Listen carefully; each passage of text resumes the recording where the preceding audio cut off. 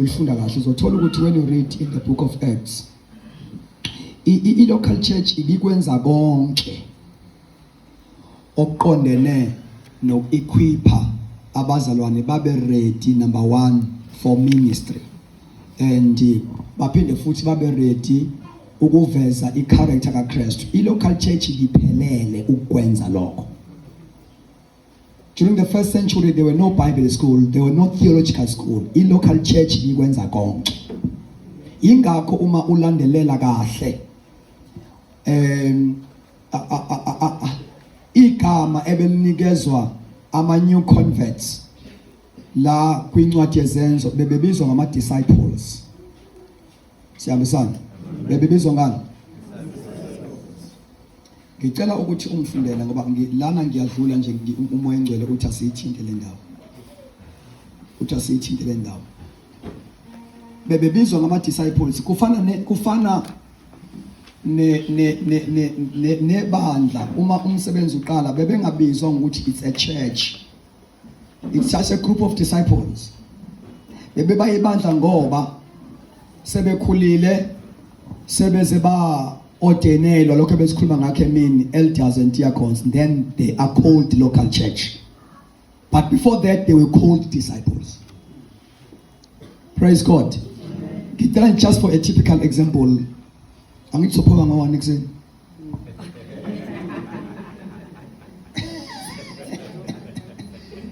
Uma ngabe senikodola umfundisi uMonto wala yiloko local church nomama bazonenzela ikhofi.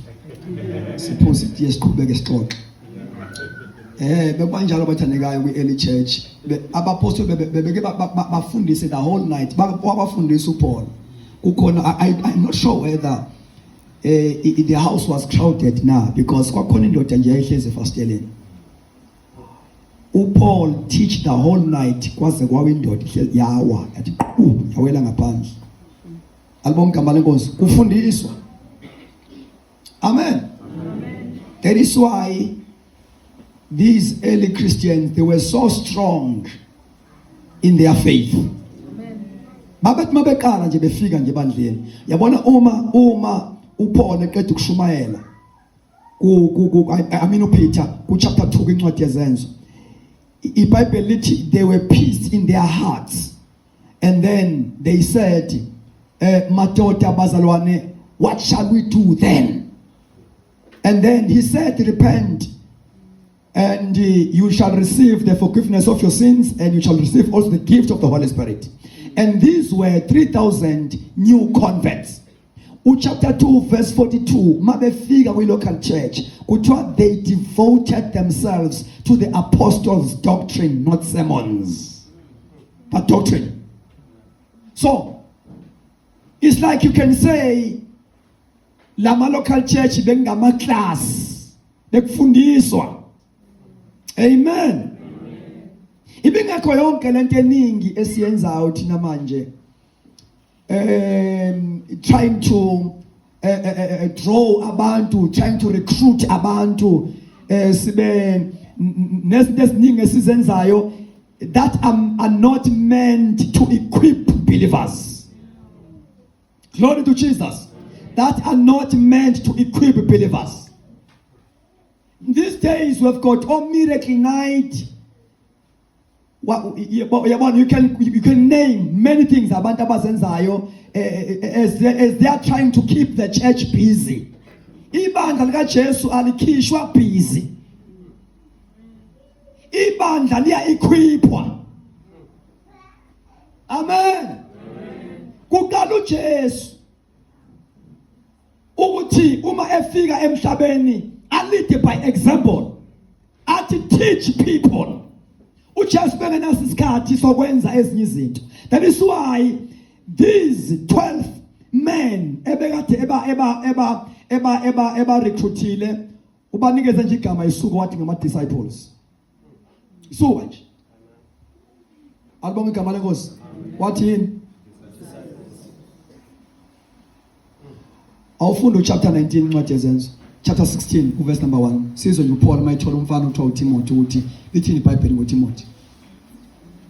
Then came he to Derbe and Lystra, And behold, a certain disciple was there named Timothy. Behold, a certain disciple was there called, his name was Timothy. Kuthiwa ke wafumana umfundi, wafumana i-disciple ebizwa. Now before uTimothy abe ngumpostoli, he was a disciple.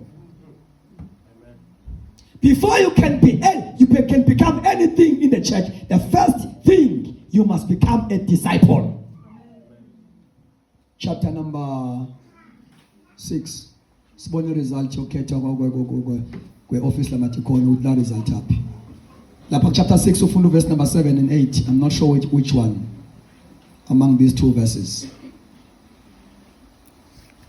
There was an increase after ordination, after election, yama diakon. And the word of God increased. The word of God increased, yes. And the number of disciples. Multiplied. Amen. Uma umuntu eshunyayezwa ephenduka, thank you so much man. Uma umuntu eshunyayezwa ephenduka, he become a convert. Album Kamalengos, umguquki, convert. So fanele ukuthi ungapheleli, ungahlali kwi-level of being a convert. Ingozi leyo. You know, as I'm saying, I'm sure you understand what ngithini mangikhuluma ngomguquki. Do you understand that language? Do you understand? Ingozi yokuremaina kwi-level of being a convert umguquki ukuthi umguquki uhlale eguquka. Kuyofika futhi okunye okuzwala ngathi kunamandla kuguqule futhi. Usho ukuthi wena uhlala uguquka njalo. So, after being a convert ngokwamukela uJesu, you must move and become a disciple of Jesus. Leli gama lika disciple lisho a learner, lisho a student, lisho a follower of Jesus Christ. So uJesu mayibiza abafundi bakhe oPeter beDob ku chapter 4 kwincwadi kaMatthew uverse number 11, verse number 19-11. Sengilibele. Uthi, come follow me, I will make you fishers of men. Come follow me, I will make you fishers of men. Asho sonke come. Nisho kakhulu come. Follow me, I will make you. Now leli gama lika follow me alisho ukulandela umuntu uza emva kwakhe. So uma ethi Jesu follow me kubafundi bakhe usho ukuthi imitate me, do as I do, take my character before I send you. Yes, well. So to be a disciple means to be a follower of Christ, an imitator of Christ. Glory to Jesus. So a local church is a discipleship center. Lapho khona kwenziwa abafundi. Now, kunaphayana ekwenziweni kwakho umfundi, where you will discover your character in Christ. Where you will discover your identity in Christ. Where you will discover even your assignment, your calling, your ministry, your gift. Kulapha kwe discipleship. So, missing a discipleship, you miss your assignment and you won't discover your identity in Christ. Amen. Amen. So, kubalekile ukuthi uma ngabe ula kwi-local church, i-attitude yakho yokukhonza, khonza njengomfundi, come as a learner. That is why I discourage indaba ukuthi abazalwane abasindisiwe uma bezokhonza kwi-local church bafike bengaphethe amabhayibheli, bengaphethe ama-notebook, bengaphethe into yokubhala. Bathandekayo, msana ukufuna ukuba sihlale sivutha njalo sijuluka siphethe amathawula ngoba ayinikhulisi leyo nto. Uma nifuna njalo simemeze sigibele pheka amatafula sikhombe phansi naphezulu, you won't grow. You won't grow. Always, now we look at church, you must grasp a substance. something that will challenge you to grow again and again. You must move from faith to faith, from power to power, from glory to glory, each and every time. Amen. Yabona kumuntu uma ngabe eseyingane enkosini, uma kufundiswa ukuthi inkonzo ibibanda, kodwa umuntu okhulile uma sifundisa ukuthi sidlileke namhlanje. Alibona igama kaJesu. So ngeke ukhule ngama-sermons. Ama-sermons awamkhulisa umuntu. Ingakho lapha kuthiwa they devoted themselves to the apostles' doctrine. You need a doctrine. So a doctrine will help you to understand your faith, what you believe. Alibona igama lenkosi.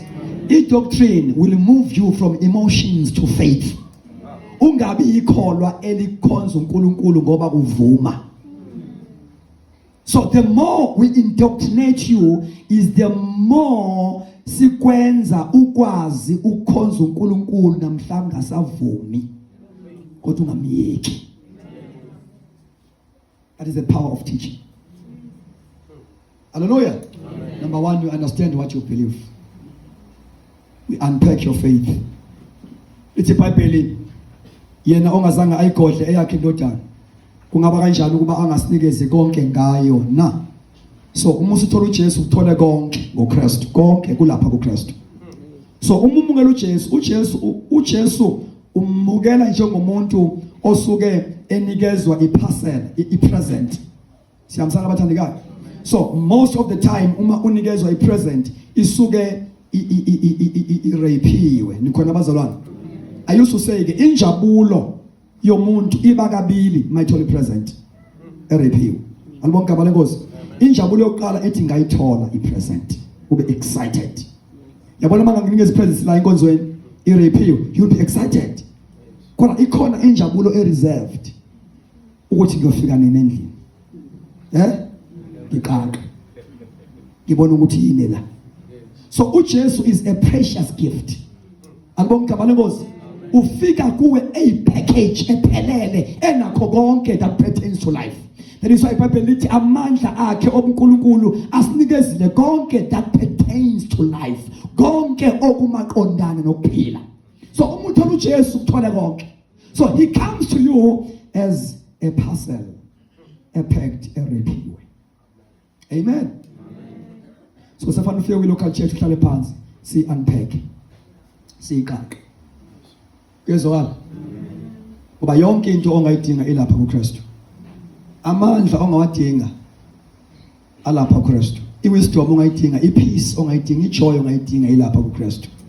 I-favor for opening the doors ilapha kuKristu. Amen. Amandla to break family cases alapha kuKristu. Uthi uphola kunamahloni ngevangeli ngoba lingamandla. So umuntu othola ivangeli uthola amandla. Kuyezwakala abazalwane, ayikho into engekho kuKristu. Uphelele. Kuyezwakala abathandikayo. Actually uma uthandaza ucela into uNkulunkulu ayehle ezulwini. Ila kubo. Amandla asebenza la kithi. Kuyezwakala abathandikayo. Indebo yonke ila kithi. So kuyenzeka ke ukuthi uma nginikeza umuntu igift, especially gift yama cosmetics for an example. Alibona igama lenkosi. Igift yama cosmetics. La kule gift mawuvula phakathi kukhona i-toothpaste, kukhona i-toothbrush, kukhona i-roll on, kukhona yonke into yokugcoba. Amen. Uma ke uzohlala naye uenjoy ukuthi hey ngiphiwe igift kodwa ungayiqaqile. Uzophila namazinya bomvu ungaxubhi kanti i-toothpaste lapha phakathi. Amakhwapha yanuka kodwa i-roll on lapha ya. Unjalo uJesu onga-unpackwanga uhlupheka naye. Ujole naye kanti akubekisajoleka. Muzumthole la bekisajoleka ngipitheke futhi akugangeki. Ukuthi ugijima naye eparcel engaqaqwanga. Baningi abantu asebeneminyaka besemabandleni bekhonza uNkulunkulu, bekhonza uJesu abangamaziyo. Umbuzo oqala obuzo uPaul mayesha unyaza ebheke eDamascus uthe, who are you Lord? ungubani wena Nkosi? Umbuzo wesibili, what do you want me to do for you? Ufuna ngwenzeleni? So these two questions are a subject on its own. Ayasitshela ukuthi into yokuqala umuntu okufanele ukuthi aziswe ngayo after salvation, he must be taught about the Lord. Who are you, Lord? We must teach you, you must grow in the knowledge of Christ. Mayibuza umbuzo wesibili ukuthi ufuna ngikwenzeleni, uthi hayi ngizokuphendula la lo uzophendula kwi local church. Go to the city, will be told. uNkulunkulu akamqedi umuntu endleleni, umqeda kwi local church. Rise up and go to the city. You will be told what to do. Praise the Lord. Wathandekayo kubekekile umfundisi sangithinta ukuthi sibe la to emphasize indaba ye prayer in the local church. Amen. To emphasize indaba yani, because the Bible says my house shall be called a house of prayer. Abafundi bakaJesu bacele isemina kuJesu. Bazange bacele isemina yokuthi how to perform miracles, but teach us how to pray. They knew ukuthi once babamba indaba yokuthandaza. Abonke abalekhosi.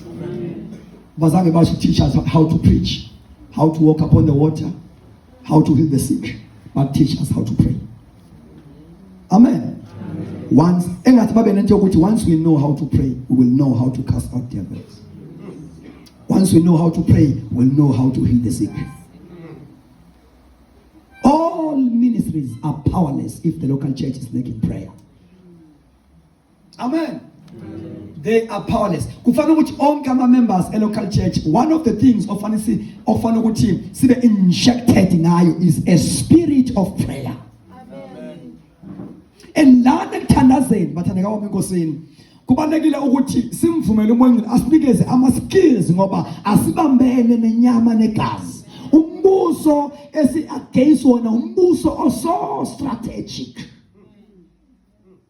Hallelujah. Umbuso oso strategic. So we must be strategic in our prayers. We must know how to pray. Let us read the word of God. Ephesians chapter number 6 verse number 18. Ephesians 6 verse 18. Ngicela ukuthi omunye abe elungisa kwe-NIV. Praying at all times in the Spirit, with all prayer and supplication. To that end, keep alert with all perseverance. Thank you so much, my sister. Thank you so much. All there are 3 alls in that verse. Hallelujah. Praying always with all prayers. Amen. Or for all the saints. Amen. But there are 3 alls. All prayer. Praise God.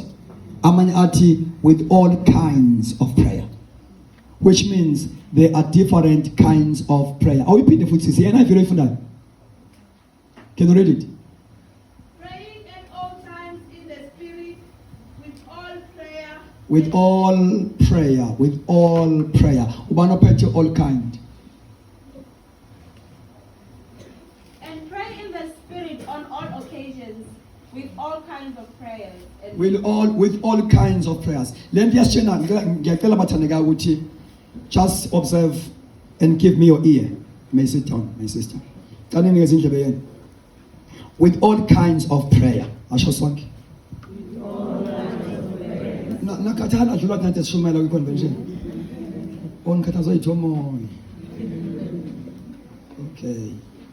I will spin the foot with all kinds of prayer. So don't junction up with there are different kinds of prayers. Amen. There are different kinds of prayers. I'm not going to mention all of them. Praise the Lord. There are different kinds of prayers in the scriptures. For the sake of information, there is a prayer of worship. Amen. prayer of worship uyayibona ku chapter 11 kwincwadi kaJohane yenziwa uJesu phezu kwethuna likaLazaro. Amen. Mayifika phezu kwethuna likaLazaro uthi baba ngiyabonga ukuthi ungizwa njalo. He worship God. I prayer of worship yavusa umuntu ofile. Alibonga igama lenkosi. And there's a prayer of faith. uJesu akhulume ngayo kuMark chapter 11 verse 23. Amen. Prayer of faith. And there is praying in the spirit. Glory to God. Amen. According to 1 Corinthians chapter 14 verse number 3. Okhuluma ngolimi likamoya. He speak mysteries with God. He edifies himself. Glory to God. And there is also a prayer that gives birth to the revival of the Holy Spirit. Leyo prayer ukhulume ngayo uJames chapter 5 verse number 16. Uthi it's a fervent prayer. That prayer is prayer that ignites the Holy Spirit revival in the church. Amen. Fervent prayer. Kwezinye indawo iBhayibheli libiza ngokuthi it's a travailing prayer. Travailing prayer, it's a labor ward kind of prayer. Mthandaza singawuyeki ukwenza up until we give birth to something. Amen. Bambanike bathandika bami enkosini. I-local church supposed to live in the revival. Fanti phile kuyo emvuselelo. Lekubona izandla zenu. Yezwa into ngishoyo. Yezwa into ngishoyo. I-local church fanti phile emvuselelweni kaMoya eNgcwele. Uyabona lapha ya eJerusalem ngendlela ibandla le-local church ibiphila kwi-revival ngakhona. I-standard of worship, mangithi worship I'm about singing, I'm about worshiping God, ukhonza uNkulunkulu. The standard of worship affected even the community in such a way that a community that was surrounding Jerusalem babeze beletha abantu abagula ngayo yonke inhlobo yokugula, abantu abaphethwe zii-stroke, abantu abakhole imimoya, kuthi bebaletha lapha kwi-local church bebabeka phansi behalela nje ukuthi noma abapostoli bengasababekanga izandla but isithunzi sabo nje masidlula. So i-local church fanele iphile emvuselelweni kaMoya oNgcwele. Kuyezwakala bathandekayo. Na uma iphila kwi-revival more than ukuthi abantu bayafundiswa bathola isifundiso, la uMoya oNgcwele ubhizi uyasebenza, kuzalwa abantu with powerful ministries. Kuyezwakala bathandekayo. Na abantu bayaphila ezifoni zabo. You see lana kwibandla lezenzo le ndaba yama miracles, signs and wonders ibiyenzeka regularly in such a way that uma iBhayibheli likhuluma ngama miracles enzeke ku chapter 19 kwincwadi yezenzo. I'm not sure but whether you are following. Are you following? Kusho ukuthi nature yenu ngaphansi it's your nature development they be right. Okay. Lapha chapter 19 kukhulunywa about unusual miracles. Kusho ukuthi there were usual miracles ebekade enzeka ebandleni. Kuthiwa uNkulunkulu performed unusual miracles ngezandla zikaPaul. Kusho ukuthi ama miracles bekuyinto ebiyenzeka on daily basis, but lapha chapter 19 they were unusual. Akubonga igama lenkosi ukuthi bekuyinto ebi-common ukuphila kwabantu, ukuvuswa kwabantu abafileyo, ama signs and wonders. It was a common thing. And ibingenzeki yenzeka ngabantu abathile, kodwa ibandla bele operate kuleyo authority, all members of the church.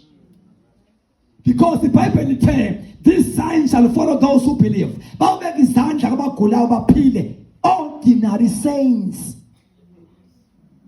All right, angiphuthuma indaba yami. ngithi i-local church kufanele iphile kwimvuselo kamoya ngcwele. And leyo nto ayenzeki overnight, ayenzeki automatically. I-local church must develop a culture of fasting and prayer. Ukuzila ukudla akubulali umuntu bathandekayo. Kekho umuntu ofayo abulawa yi-fasting.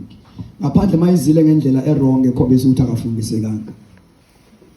Alibonke abalenkosi. Fasting ayibulala umuntu. So, kufanele ukuthi uma soba ibandla, soba i-local church ephila kwi-revival kamoya oyingcwele, we must develop a culture of fasting and prayer. Kube yi-habit yethu. Yezwakala abathandekayo. Na ukusebenza kamoya oyingcwele ebandleni kuyavama ebandleni that has maintained the culture of fasting and prayer. Kuyavama. Because if fasting and prayer attracts the operation of the Holy Spirit. La endlini siyadinga ugobo lokuthiwa luphula onke amajoka esitha.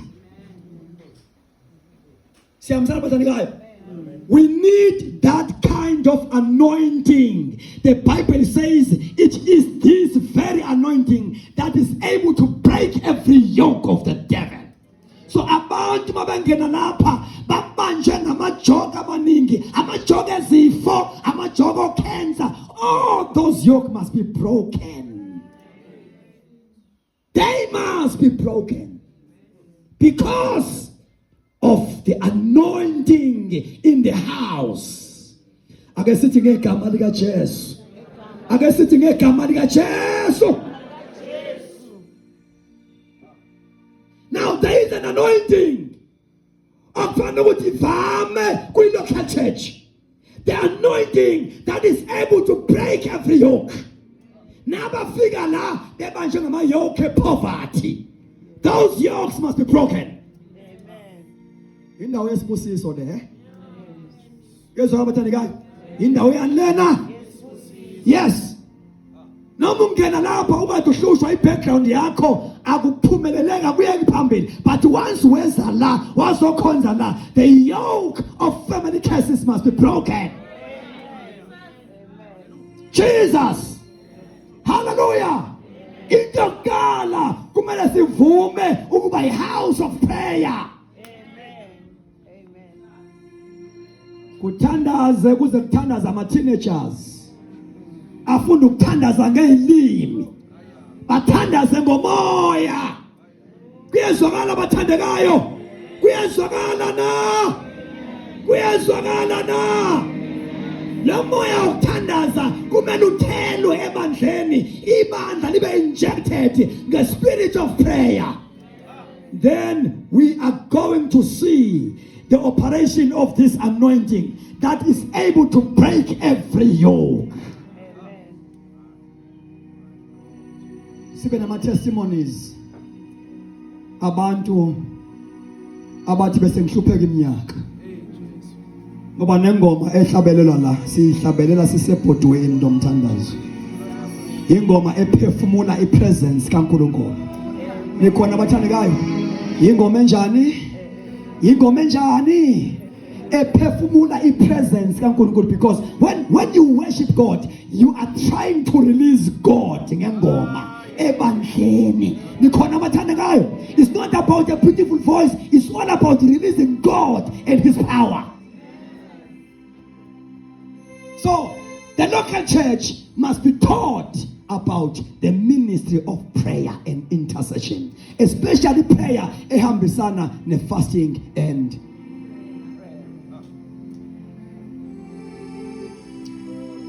singavumi bandla lasemkhosi ukuba religious kumthandazweni. Yabona into esiyenza ngama Mondays emabandleni ethu, lento yokozela.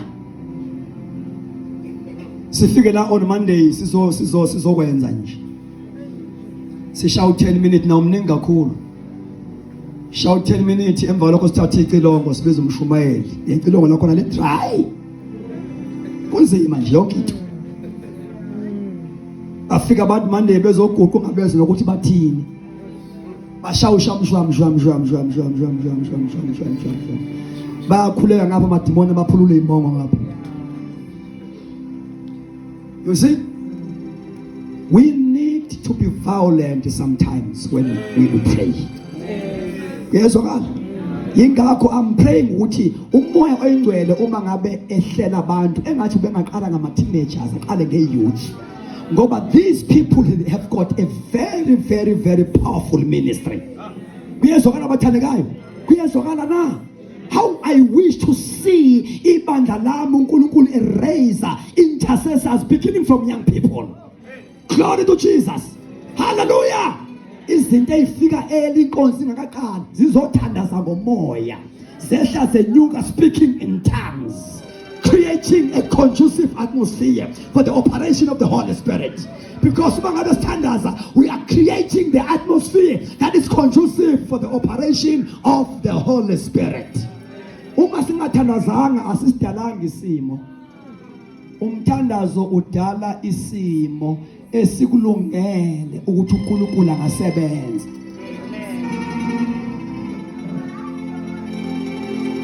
Yezwakala bathandekayo?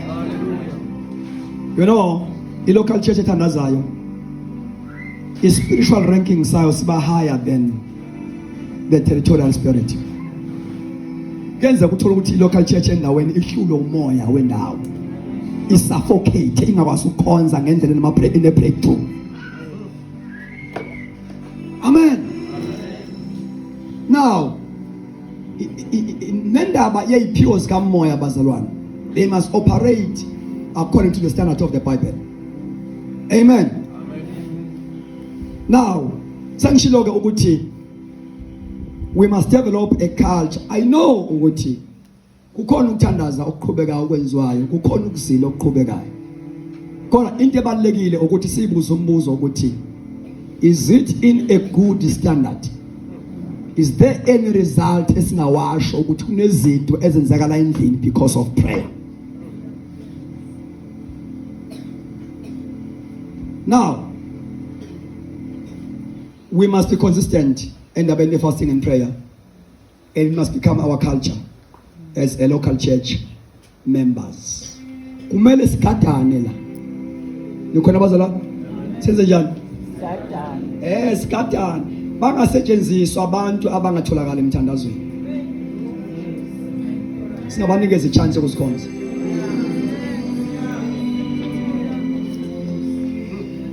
Doesn't matter ukuthi ubani. Uma ungatholakali ibandla lisekuthandazela awukho wena. Ngoba ibandla uma lizosebenzisa abantu aba-allergic emthandazweni, we are asking for trouble. Enye yezinto esikwazi ukugeja ngayo umuntu ukuthi lo muntu is on our side, is on God's side. Ikhona abathandekayo? Interest yokuthandaza. Yazi ukuthi abantu ngicela ubambe nanzinto. Abantu abangama agents of darkness abayisha nje ngabantu abasindisiwe abazi yonke into esiyenzayo ukuyenza. Sibageja lapha yakho i-place of prayer. Nikhona abathandekayo? La kwi-place of prayer where we pray singenza umthandazo i-hit and run. Nikhona abangcwele? La sikhuleka khona giving God enough time. Fanele sizwane la ukuthi abantu bayakwazini ukundiza emoyeni, bayakwazini ukuconnect laba bantu esikhuleka nabo emoyeni. Nikhona abathandekayo? Emoyeni. Sizwane la mayibubula la endlini ukuthandazo. Glory to God. And kufanele ukuthi abantu abagodi ukuthi uNkulunkulu angasebenza ngabe bandleni, laba abantu laba abanothando lweprayer. You know kwezindawo ukuthi muhlele imthandazo ye fasting each and every month, bethi kanti isizathu yini indaba kuhlala kuthandaza njalo, they complain. Fastelwani kuthandazelwa. No, uma ulana enkonzweni, le nkonzo sikuyona le nkonzo kamoya, ungumuntu ongenayo interest, umuntu allergic emthandazweni, hamba ufuna elinye ibandla. Sizokwenza letha incwadi letha excuse uhambe. Ngoba usendaweni wrong. This is a house of prayer. futhi uma ungathandi ukunyakaza kamoya oyingcwele usendaweni wrong. Ufunani la? Kwa maningi amabandla ongayabona are good for you. So all groups, omama, intombi, obaba, insizwa, omama, bonke abantu kumele abantu abakhonza kwe local church akube ngabantu abatholakala. Uyabona isikhathi esiningi siba nabantu abagood ababa active ezintweni zesonto kodwa bengabonakali la ekuthandazeni. Yabona basikasi la ekuthandazeni. Now those people akubona abantu abangathathwa babekwe kwi forefront yomsebenzi kaNkulunkulu. Awuna excuse hlobo sami, more especially if you are a leader in the church. Awuna excuse. Mayethu umfundisi ngimfundela ngo6 ekseni. Kulindelekile ukuthi qala ama leaders abe la emthandazweni ekseni ngo6.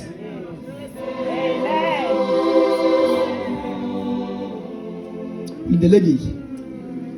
Ngeke uqhamuke nje usozosikhonza wena sikuboni la sithandaza khona.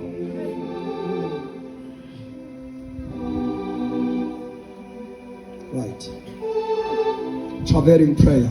Asho sonke. Asisho futhi. Traveling prayer. Angithi ngikhothela iverse ukuthi lapha kuJames.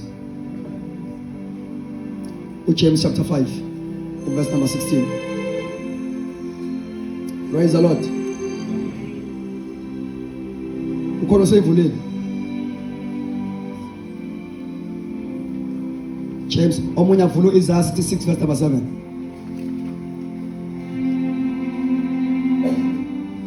Glory to God. Now James chapter 5 verse number 16 uchagobe James kuthiwa confess your sins or your trespasses to one another. Bese kuthiwa ke and prayer of one, that you may be healed. The effective fervent prayer of a righteous man avails much. The effective fervent prayer. You underline that fervent prayer.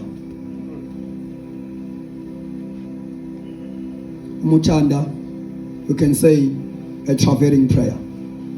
Praise God. Kutwa, this effective fervent. So we need to be fervent in our prayers. Because sitila sikhuluma ngomthandazo that ignites a revival with local church. So that kind of prayer is a traveling prayer. It's a fervent kind of prayer. Amen. And uma ngabe kukhulunywa ngendaba ye fervent prayer, verse number 17 ebese ezoconnecta kwi prayer life ka Elijah. Siyamzana. Kuthiwa Elijah was a man with a nature like ours, and he prayed earnestly that it would not rain. And it did not rain on the land for 3 years and 6 months. Lendoda yathandaza umthandazo that violates the laws of nature. Umthandazo ophambana nama laws of nature. Umthandazo okwazi ukumisa izulu for 3.5 years lingani ngenxa umthandazo womuntu oyi-1. Amen. Amen. You know, lo mthandazo ka Elijah okhunya ngawo ku17 wokuvala izulu akuwona lo okhunya ngawo chapter 16 ku verse 16 okuthiwa is a fervent prayer. Uma ulanda lo ka Elijah ku chapter 17 ku verse 17, it's a prayer of declaration. Nikhona bathandeka? It was a prayer of declaration. Incwadi yamakhosi 1 Kings chapter 17 verse number 1. We are declared Elijah la. Kwenza ama declaration. Uthi kuphila kaJehova ngemphambi kwakhe. Alibonga igama lenkosi. Uthi angabe kusami angabe kusana mvula angabe kusaba namazolo for 3.5 years. He declared over nature. But uma ngabe uphela u3.5 years, he prayed a prayer of travailing. waya entabeni iCarmel, wathatha ikhanda walifaka phakathi kwamadolo, he traveled, wathandaza kwaze kwahlangana amafu. Alibonga igama lenkosi. Wathatha ipromise eshiwo uNkulunkulu ukuthi go and tell Ahab ukuthi the rain is coming. Glory to Jesus. After etshelo Ahab ukuthi imvula iyeza, wanyuka intaba waya eCarmel, wahlala phansi, wathatha ikhanda walifaka phakathi kwamadolo, and he began to travel in prayer. Wathandaza kwaze kwahlangana amafu. Traveling prayer is that kind of prayer where we pray up until kuze kuhlangana amafu.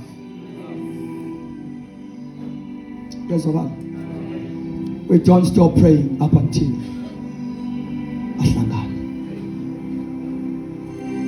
Sikhonza uNkulunkulu sibe sisho ukuthi this is a place where the rain falls. But there are intercessors here who can pray up until amafu ahlangane. Igrace le eba phezu kwe intercessor. Yini bathandeka? Yini eba kuphi? Yokwenzana. Yokuthandaza kuze kwenze njani?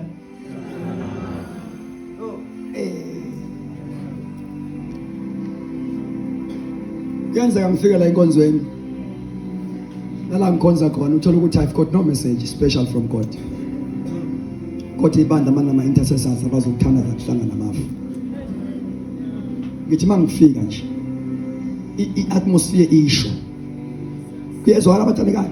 Isho i-atmosphere ukuthi leli bandla likhonza under open heaven. Into engizoyikhuluma lapha ziyi-prophet ozodwa. Kuba nama intercessors awazi ukuhlanganisa. Ebandleni kwi local church ngiyakhuluma bazalwane, ngiyakhuluma, and amadimoni awayithanda le subject. Awayithanda amadimoni le subject. So 3 izinto engafunwa ngamadimoni ebandleni. Number 1 is a sound doctrine. Number 2 is prayer. Number 3, the operation kamoyengcwele. 3 things. My bandla lifundiswa, the devil hates that. Ngoba he know for sure ukuthi bayaphunyuka emnganeni, bayaphuma emnganeni. They are graduating to become matured Christians. Hayi mashumayeza nasukusana phansi ujabula heck. Ngoba ngikuisa phansi manje uvuke futhi uhambe soka Sathane ungashintshi. Awushintshwa kuwa phansi. Amen. Awushintshwa yini? I-anointing leyo, msebenzi anointing leyo mangibeka izandla lapho bawe. Kezwakala? Besihlele ngamandla, kodwa ayikhulisi leyo. Yeah. Into ekukhulisayo ukuhlala kanje, inyama yakho ethi ngikhathele, umoya uthi ngiyadla. Amen. Umuntu wangaphakathi uthi ngiyadla. Inyama ethi iyaphela igeneration endlini.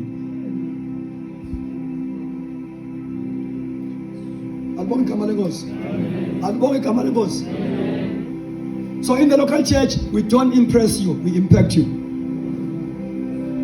Noma ngenyama mangishumayela local church uright la phansi lalela. Alibonga igama lenkosi. So he prayed. Now ngithi igrace ebaphezu kwama intercessors who are well trained, and uNkulunkulu awanikeze iranking ethe higher, ethe kuba higher in the realm of the spirit. Alibonga igama lenkosi. Laba bantu baphethokiye. Yezwakala abathandekayo baphethokiye, and lama intercessors kwi local church ngabantu laba abathandaza inkonzo iqala iziyovalwa. Bahlala phansi nje, they are interceding till the end of the service. Mfundisi ashumayele azaqede bebhize itulweni bethandaza. Abizi altar call kuze abantu phambili abagulayo bayathandaza. Izinto ebandleni locally azenzeki automatically. Tingabantu abathandazayo. Nisekhona kodwa bazalwane. Nisekhona nonke. Fall in love with prayer. Fall in love with prayer. Wesesikhathi ukhuleka inyama ingavuma ukhathele lale phansi ngesusu. Pray. Pray. All we need in the local church is God to raise intercessors. Abantu abazoma esikhaleni as watchmen. Glory to God. Abazoma esikhaleni as gap standers. Bakhuleka ukuthi la emhlozi la ngeke sivume ukukhonza singayibona imvuselelo. Ngeke. Amen. There must come a point where ibandla li enjoy a fellowship in local church more than a convention. Ngaphinda ngisho. Ngayiphinda ngisho. There must come a time where ibandla li enjoy a fellowship in local church more than a convention. Izinto zenzeke la. Kezwakala? uNkulunkulu amuve lapha kathi kwethu. Praise the Lord. Praise the Lord. Praise the Lord. Yes, the local church must be equipped ngayo yonke indlela. Now, kunento ebalekile ngifuna ukuyimention la, a very important. Now, I definition ligama lika traveling. It is a prayer that gives birth to new things. Traveling prayer is a prayer that gives birth to new things. If you want to give, or if you want to give birth to new dimensions, even to your ministry, travel. Even to your family life, travel in prayer. Praise God. Ibandla that wants to experience some new dimensions, it must travel. Sihlala njalo sibona izinto ezintsha ukusebenza kaNkulunkulu in a new way. So traveling is all about a prayer that gives birth to new things. Alibonge igama lenkosi. And before you can be led to travel in prayer, you must be able to grasp the feelings of God or God's seasons.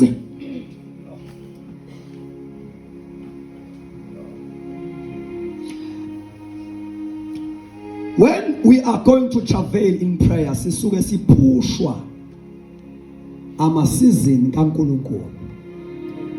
Ngoba i-traveling prayer umthandazo that give birth to new things. Alibonge igama lenkosi. God's purposes of the time. So we are being pushed. Njengohana, he was pushed.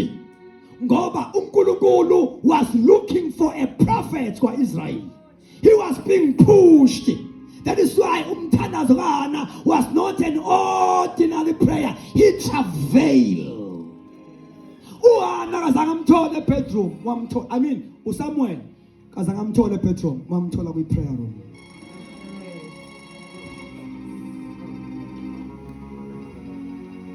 Sipemsele somnyeni wakhe sasesihlulekile. Amen. God, when the laws of nature fail, praise God, the law of the Spirit does not fail. So when you are going to travel, you must be pushed by God's agenda. Amagama fanele ube ngumuntu on a discerning, someone who can feel what God is up to something. You know, uthandaza unemizwa oyizwe emoyeni. All I'm trying to say, because traveling prayer is all about laboring in prayer. It's a labor word. It's where uthandaza for the purpose of giving birth to something. So you can't give birth to something and when ongazange uyiconceive eqala. Kusho ukuthi you must conceive something before you can travel. Now, Elijah wa conceive amazwi akhunya uNkulunkulu athi go and tell Ahab that the rain is coming. uNkulunkulu was introducing a season of rain ku Elijah. Wayibamba isizini of rain uElijah yaba la emoyeni wakhe wawuthandaza ngayo. Kunezinto okungade uNkulunkulu ezikhulumile ezingeke zenzeke up until we pray about them. Siyamzana uthi bewazi ukuthi uNkulunkulu unecebo elidivine ngabantwana bakho kodwa ngeke limanifest up until utravel. Akekho umuntu ongenayo lento ebizwa nge-prophetic destiny, a divine plan. Kenze ukuthi abantwana bantshontshe usathana ngehunga, abantshontshe ngama-drugs because asibaphuthumanga kwi-traveling prayer. Ukuthi icebo likaNkulunkulu ngabo lithi manifest. Same thing applies in the local church endaweni in a divine plan, divine purpose. So that is why uma land is manifest, God must raise intercessors who are skilled in the spirit.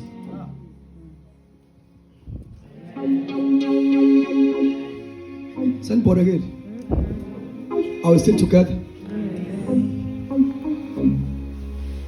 Uyezwa mhla uthandaza ufakwa ungayifaki ufakwa. Kulema fasting owenza ulidwa umoya oyingcwele ongawaplan wena. You sometimes the Holy Spirit will lead you to long fasting. It's very important to have an ear for that. Ukuba nendlebe leyo nto leyo ungayizibi ngoba God wants to introduce a new season. Yezona abathandekayo. Athi uNkulunkulu yekele plate ke for 7 days. Awayazi agenda kodwa uNkulunkulu uyayazi. uNkulunkulu akufaka endlaleni. Aqede appetite yokudla. Mawuzama uba nenkani ungakenjoy kwalokudla okudla ungakenjoy. So we traveling prayer, we are led by God's seasons. Uma kuzozalwa uJesu, they were traveling intercessors at tempelini by the name of Anna and Simeon. They traveled up until Messiah was born. Because God is a God of a season. Njalo inkosi mayizo introduce a new move ebandleni, he raised intercessors. Nikhona bazalwane, he raised intercessors. He raised abantu abazoyibamba emoyeni ukuthi God is up to something. Maqede uyabona lama prayer movement akhona agcwele emhlabeni wonke. Let me tell you something. 80% wawo are so prophetic are from God. Ngoba isikhathi sithi akuthandazwe ngoba isikhathi se revival. Yes. La uSathane afike arobhe khona ibandla lase South Africa. Unga understand ukuthi lenzani uma uNkulunkulu elinikeza imizwa ukuthandaza. Lokhu kubona ngoba kulezi inkonzo zama movement engishoyo ezinye kuthiwa ama 6 to 6 whole night prayer abenzi yona. uSathane uyabarobha. Ufethu whole night prayer but inabashumayela about 12. So it's not a whole night prayer, it's a whole night preaching. Ibekekile imizwa yokuthandaza kodwa barobheka ngoba ibandla selijwayele uku-entertainwa ngeyintshumayelo, and we have moved from a real thing. We have moved from, yabona uma uNkulunkulu usebenza ebandleni kumele kuguqa amadolo. Kumele kuguqa amadolo. uNkulunkulu avusa omama abazothandaza, avusa amantombazane insizwa nobaba abazothandaza. Bazalwane, asimove manje kuNkulunkulu ogcina ngokushaya kuma emotions, angayishayi iwill yethu. Isikhathi esiningi uma ibandla lizwa isibusiso, yes, I'm praying bekhona abantu abayizwa lethu. We are easily moved emotionally. Ukumuva kwethu emotionally ngenxa yento esizwa does not bring transformation. Okunye kwakho ukuthi ibandla lingena kakhulu ma emotions lileqe noma amagama lishiye ireality noma ubugenuine bemove kamoya oyingcwele ebandleni. Alelani bazalwane. Kufanele ukuthi uma ngabe sizothandaza kwenzeke izinto, sithandazele ukuthi kwenzeke lento eyenzeke ku chapter 2. Lithi iBhayibheli uma umoya oyingcwele efika, they felt something in the house. Kwezwakala umsindo, a sound. Glory to Jesus. And the Spirit of God filled the whole house. But abazange baqale banyakaze benze something up until lento izihlale phezu kwamakhanda. Kwenzeka ke bandla ethi uNkulunkulu esathi iphithizele. uNkulunkulu edele ngenzanga lutho. Esathi ufana nomuntu obalekela umjovo kaDokotela. Esawukhipha umjovo esathi ilento esiyenzayo ke uma uNkulunkulu esihambele.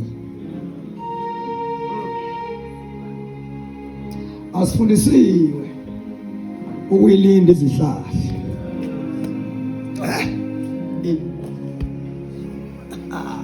Uma umjovo usungenile awuscream njengoba usuku ubalekela.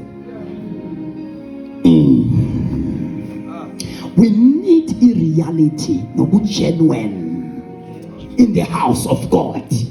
Kuyezwakala abathandekayo, amandla mayisefike phezu kwakho athi qithi kuyezwakala. Namhla uscreama umbalekele. You know, the power of the Holy Spirit will break your will. La mandla mangabe kwehlele ngempela uba nothando lwetha zakho. Love your enemies. Ubanikeza uthando olungeyona ifake ngoba wehluliwe. Yaxaka lento yethu ukuthi siwe phansi sivuke futhi lapho sihlebane sizondane kanje sibuya phansi. Moya engcwele mayihambela abantu akabashiye befana. Sidinga lamandla esowaphehle emthandazweni. uNkulunkulu afakazele ukuthandaza kwethu, afakazele ukuthandaza kwethu, afakazele. Let me continue to keep it zonyeka khona manje. Amen. So, traveling prayer is a prayer that labors patiently until the baby is born. Don't stop up until the baby is born. We need this baby called revival. Travail up until a baby. Up until a baby is born. A baby revival. I-local church iba nalento ngesizulu ebizwa ngewoza woza. Yini azi woza woza? Iwoza woza. Into elandela abantu behamba ngomgwaqo. Baba ne-feeling yokuthi angingene lapha. Singazange sibahambe kodwa inewoza woza. Praise the Lord. If uma selimile la liyayidonsela abantu. Wanslama nje. Masikhweka lo mkhuleko ozolimisa if. Umuntu mayingene lapha ngomnyango. I used to say uma into ihamba kahle mfundisi uMotha the Junior ebandleni uNkulunkulu esebenza uma befika abantu one of the things eyisho ukuthi khamba kahle ke manje abantu mabefika bathi what a powerful pastor but what a powerful church kuyaphela ngabantu uvela uNkulunkulu webandla ufanele uNkulunkulu esesebenza abantu bathitheke mhlawumbe umfundisi uthi ukhona manje umfundisi because God is at work.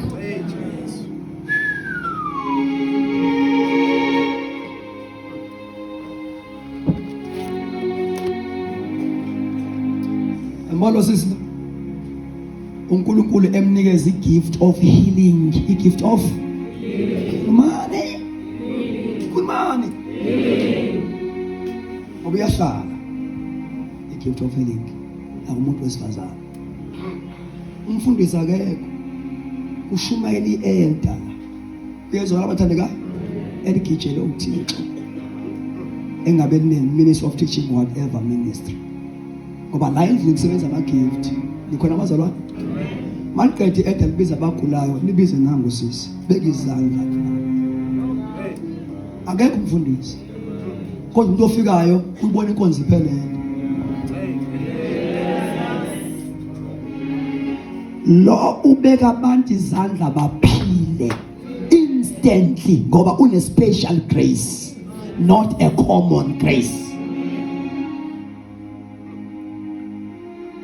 futhi ibandla li-embraceile igift yakhe nikhona abazalwane linjani livumile layamukela livuma kanjani ibandla indaba yama-gift ahlezi ebantwini livuma through teaching. The more we teach ngama-gift is the more we are able to embrace ama-gift asebantwini.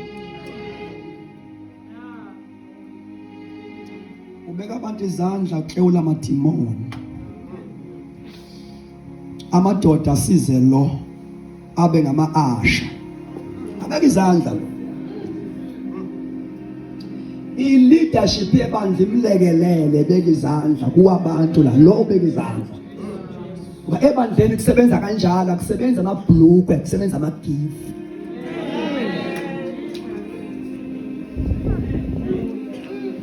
Uma lo ekwenza lokhu la kwi-local church kugcwaliseka imibhalo kuyezwakala abathandekayo izipho ngezebandla akuzona nasematendeni. Uma lapha ematendeni ubona kusebenza gift of healing and miracles uthola ukuthi lento iyaphambana ke manje amakholo agulayo kwi-local church anezifo akhulekele ematendeni. That is wrong.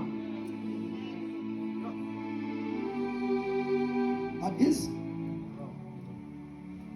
wrong ukuthi ikholwa elikhonza elisindisiwe elikwi-local church liyothatha liyokhulekela etendeni ngoba kufike umvangeli kufike ubishop odlula ngendlela.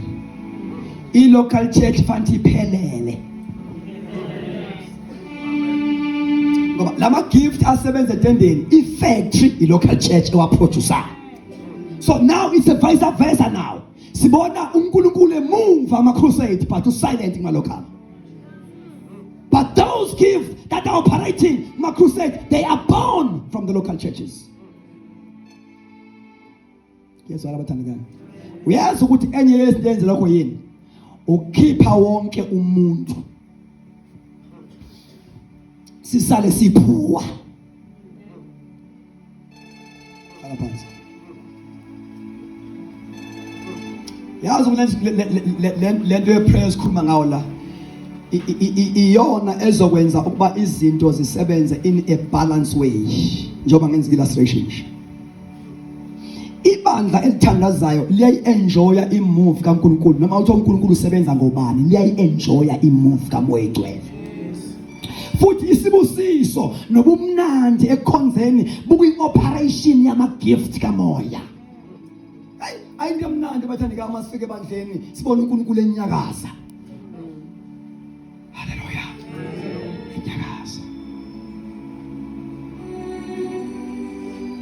Right, bambake because I'm about to pray. Bambake.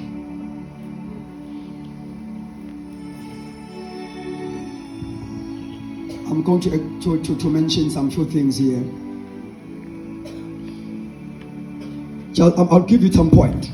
The impact of the Holy Spirit revival in the local church where there is a culture of fasting and prayer. So ibandla eli ne culture of fasting and prayer. I-impact enzo umoya oyingcwele ebandleni iyiphi?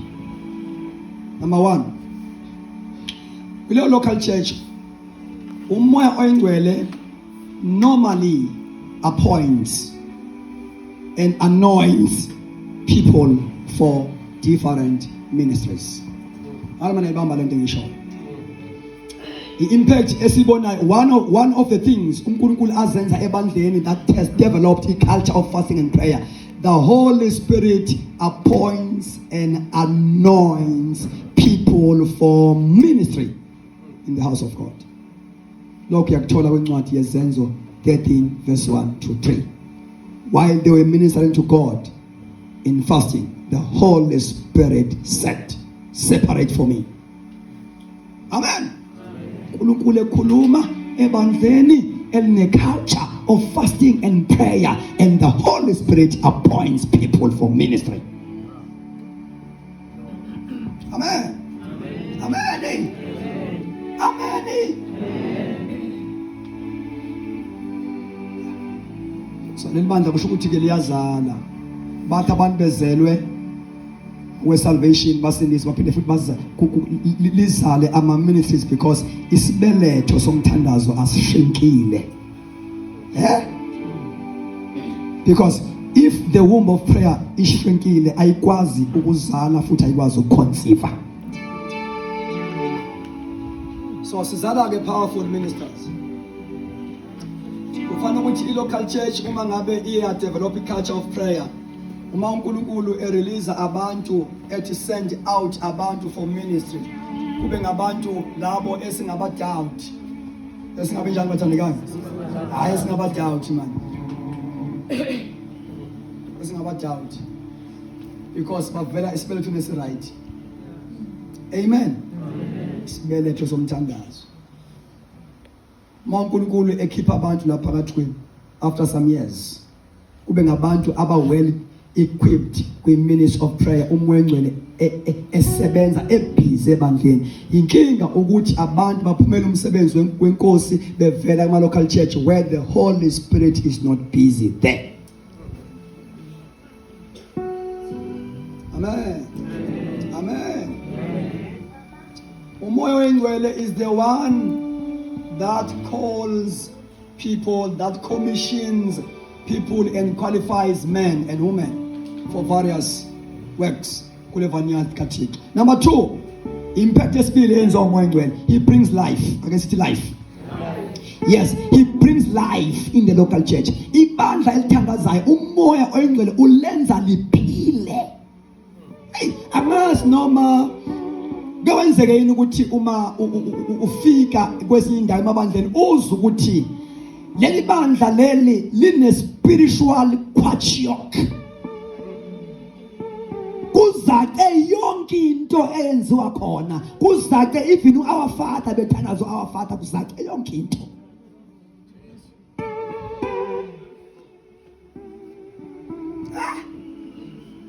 Welindlala, there is no life.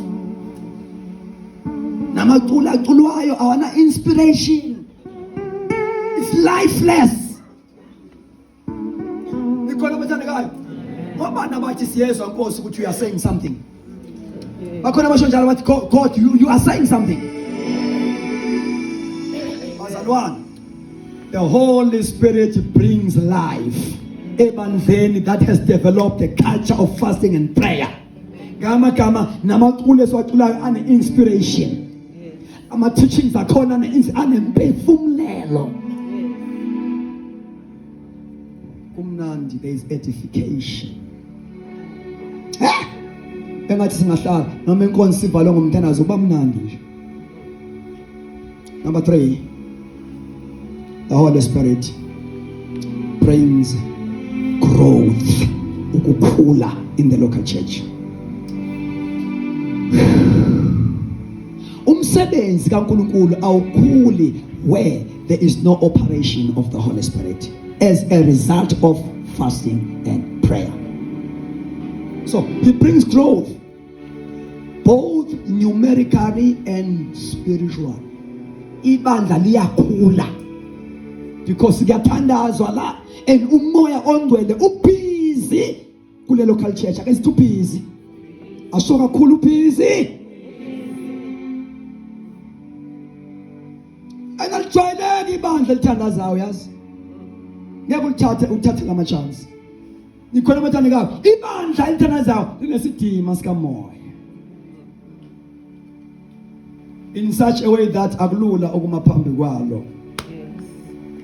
Especially uma umuntu ogangayo. Awumqala phambi kwebandla lithandazayo ngoba kube ngathi liyakubona ukuthi uvelaphi.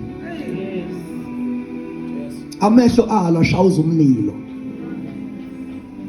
ufika lapha phambili uthi uyazi inkonzo ubhede ulibhede uhlelo ulwazi ngoba ubuye egangeni akumeki. Why ingameki? It's because iprayer bandla ine altar ayinaso stage.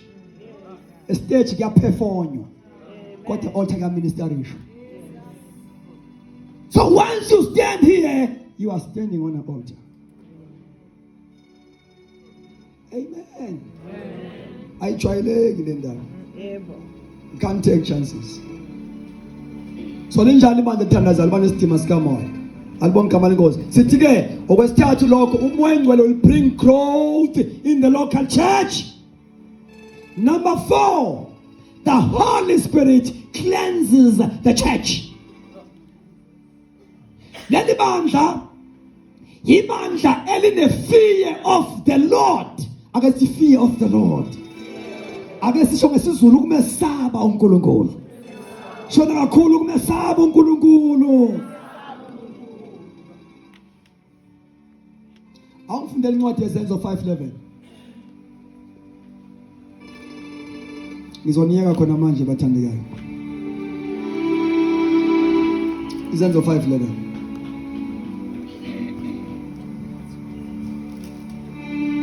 Acts chapter 5 verse number 11, read. So great fear came upon all the church and upon all who heard these things. And upon all who heard these things. Which are those things? It was a death of Ananias and Sapphira in the house of God. Bafanje ba exposwe the gift of the word of knowledge. Yaba expose. Ngoba ama gift lawa aya expose. Ibandla lingakhonza ngama gift kamoya likhonza nayo yonke into. I-corruption yagcwala ebandleni. So, uPeter uqoqa ama pledges ku chapter 5 not yezenzo. The ibandla has pledged and all families has pledged. Mase belethe abomnikelo labo Ananias noSapphira baletha into abangazange bayivumelane ngayo phambi kaNkulunkulu.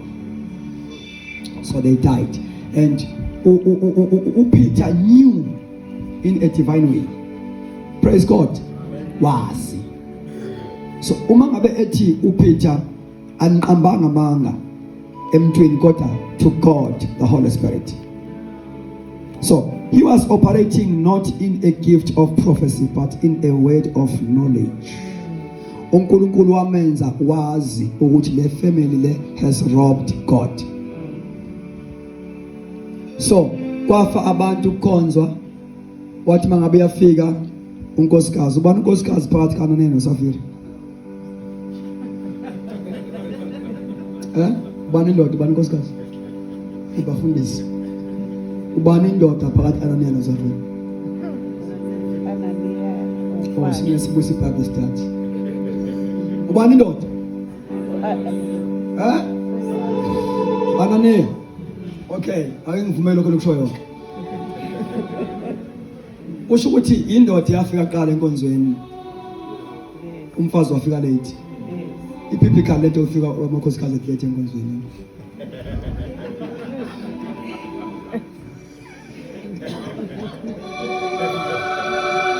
Akade ngabo it's in the scriptures.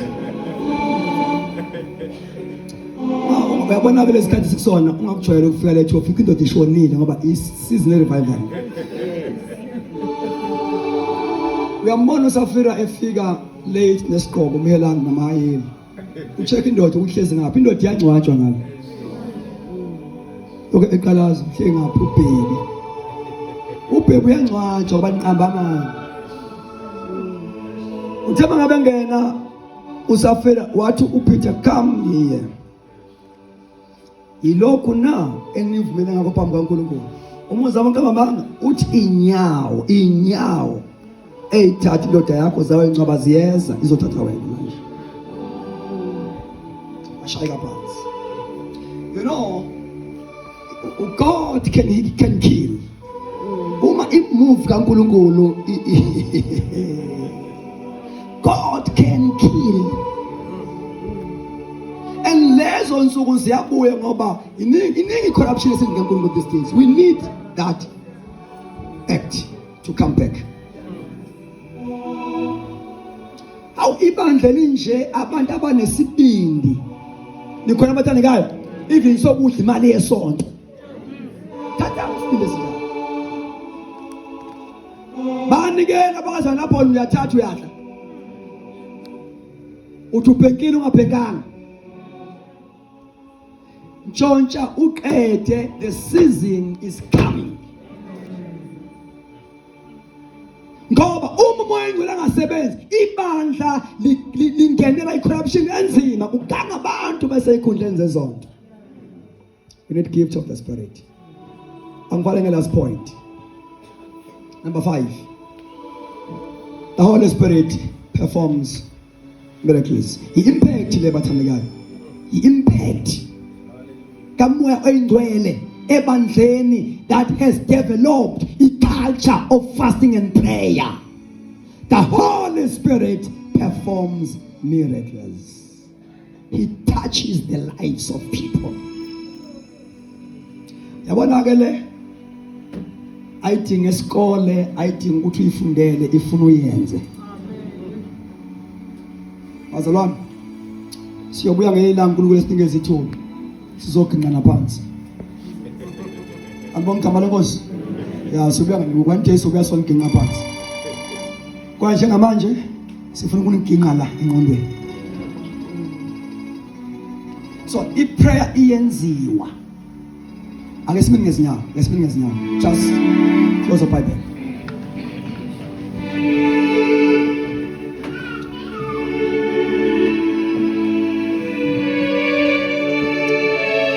La ekuthandazeni kwebandla ilapho khona uNkulunkulu ezithathela umsebenzi uba kwezakhe izandla. Amen. Uma sifika la thina sizokhonza ngoba la kugcwele umthandazo, uNkulunkulu njalo uyayithatha inkonzo ibe la kuyena. Lungathandazwa inkonzo bangeyethu. Glory. Siyayivuna ngomthandazo size siyayivala singazange sikubone ukunyakaza kaNkulunkulu. But the more we pray is the more we give him a chance ukuthi ayithatha ayone. Glory to Jesus. Nikhona abathandekayo. Now the more local church ithandaza is the more sizo experience ukuthi inkonzo ithathwe.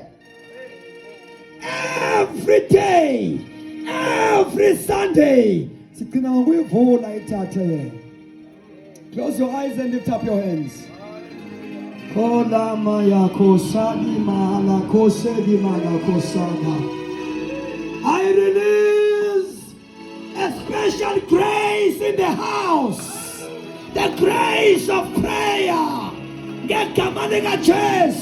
I release a special grace in the house. The grace of a prophetic praying.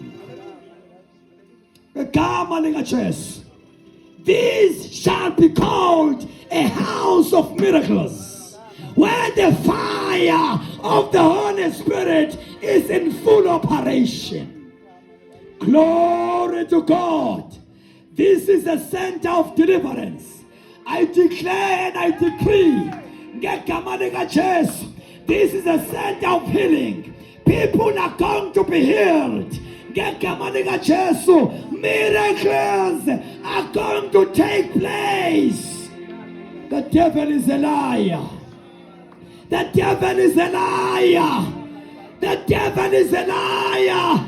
We are going to experience the outpouring of the Spirit. We shall see all our sons and our daughters prophesying. In the mighty name of Jesus, we shall see the move of God. Can we pray? Can we give